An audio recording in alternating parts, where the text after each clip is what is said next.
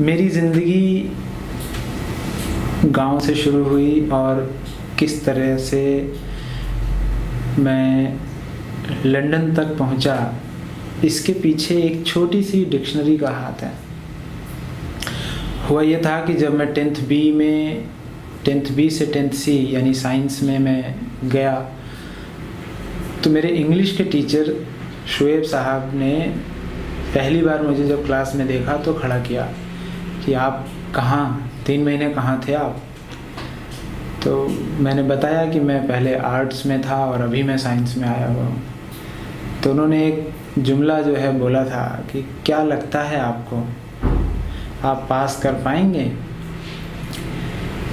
तो पूरी क्लास के सामने उन्होंने मुझे खड़ा किया था और मुझे ऐसा लगा कि ये कमेंट है मेरे ऊपर।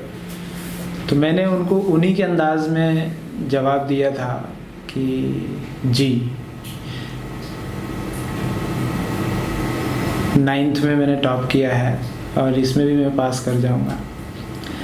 तब उन्होंने कहा था देखेंगे। तो उनके देखेंगे का जवाब तो मैं नहीं दे पाया उस वक्त, मैं खामोश रहा।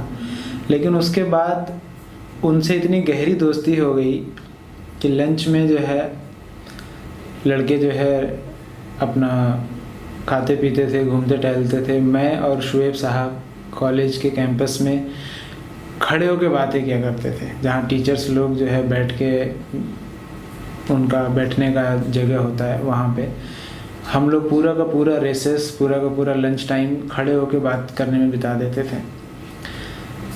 सो हुआ ये कि जब मेरा जो 10वीं का जो साल रहा वो बहुत मुश्किल था।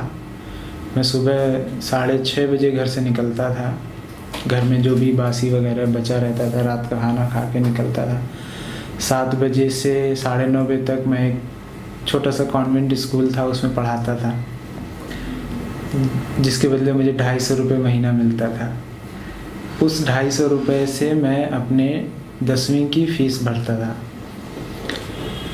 9:30 से 10 बजे तक मैं साइकिल चला के 8 किलोमीटर दूर शहर जाता था, अपने college Mohammad Hasan inter college Jaunpur.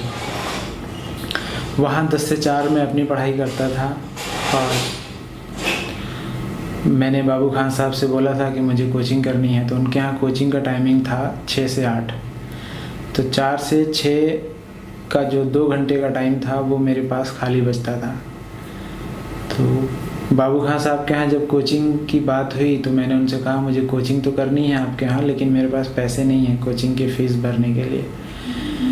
तो उन्होंने कहा कि अच्छा, तो एक काम करते हैं, आप का जहन अच्छा है, आप ऐसा करें कि मेरे बच्चों को पढ़ा दिया करें आप, इसके बदले मैं आपसे फ़ीस नहीं लूँगा। आप 4 से 6 मेरे बच्चों को पढ़ा दिया करें, 6 से 8 आप मेरे से पढ़ लिया करें। तो 4 से 6 मैं बाबू खान साहब के 4 बच्चों को पढ़ाता था जो प्राइमरी में पढ़ते थे, और 6 से 8 मैं अपनी कोचिंग करता था, फिज़िक्स केमिस्ट्री मैथ की।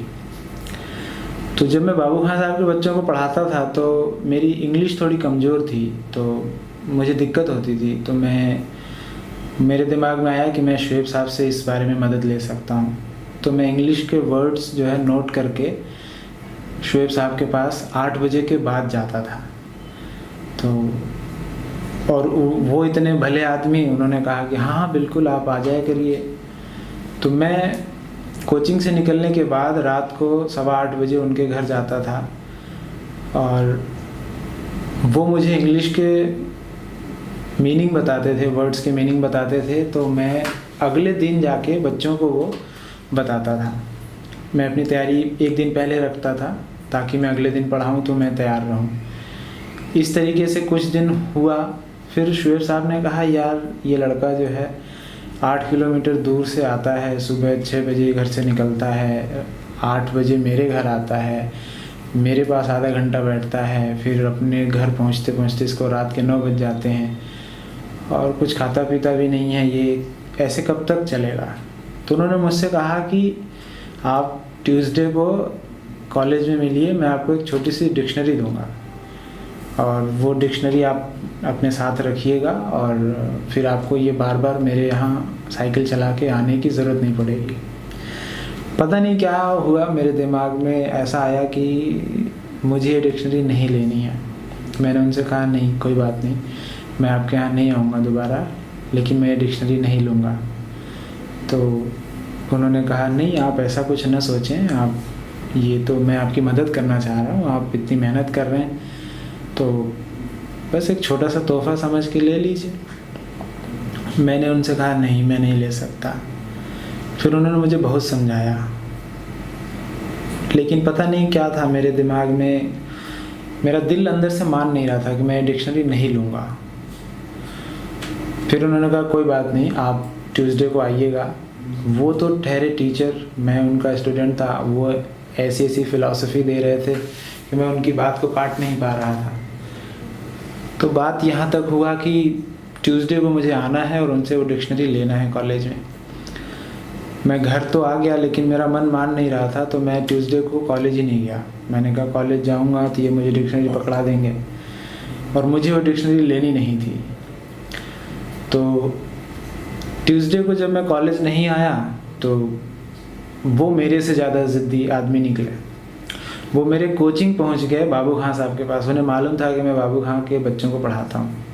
तो वो कोचिंग में वो डिक्शनरी उन्होंने बाबू खां साहब को दे दी और बोला कि ये लड़का थोड़ा खुददार टाइप का है, ये आया नहीं कॉलेज सिर्फ इस डिक्शनरी की वजह से, आप ये दे दीजिएगा उसको। अगले दिन जब मैं कोचिंग पहुंचा तो बाबू खां साहब ने बताया कि भाई शुएब साहब आए थे, ये आपके लिए ये दे के गए हैं। अब मैंने जब डिक्शनरी देखी तो मैंने कहा यार ये आदमी तो मेरे से भी ज़्यादा ज़िद्दी, अब क्या करूं। लेकिन वो डिक्शनरी मुझे लेनी नहीं थी, तो मैं वो डिक्शनरी लेके शुएब साहब के घर गया और मैंने कहा कि नहीं ये डिक्शनरी मैं नहीं ले सकता। उस दिन हम लोगों ने 7.5 घंटा इस बात पे बहस किया कि मुझे ये डिक्शनरी नहीं लेनी है, और वो मुझे किसी न किसी तरीके से समझाते रहे। 7.5 घंटा लगातार हम लोगों ने बात की, फिर भी नतीजा यही निकला कि डिक्शनरी वो देने के लिए तैयार थे, मैं लेने के लिए तैयार नहीं था।